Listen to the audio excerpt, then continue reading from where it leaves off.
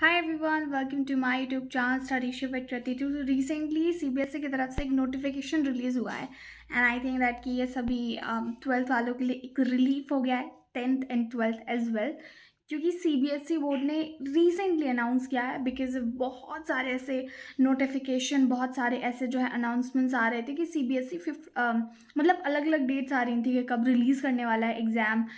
Term one जो exam होंगे पहले 15 नवंबर था, but there's going to be a relief for you all because now CBSE exams are going to be after 15 नवंबर, यानी कि 30 नवंबर से वो शुरू करने वाले हैं.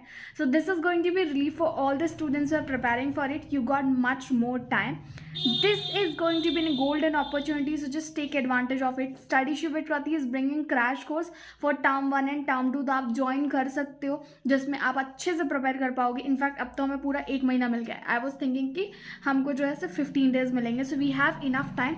Just reach out to us right now. Description box में आपको हमारा व्हाट्सएप नंबर मिल जाएगा, वहाँ पे टेक्स्ट कर सकते हो, इंस्टाग्राम पे कर सकते हो.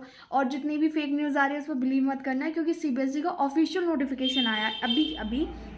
इसलिए मैं अभी ऐसे, आप देख रहे हो कि I just sat and decided कि let me inform you people before this.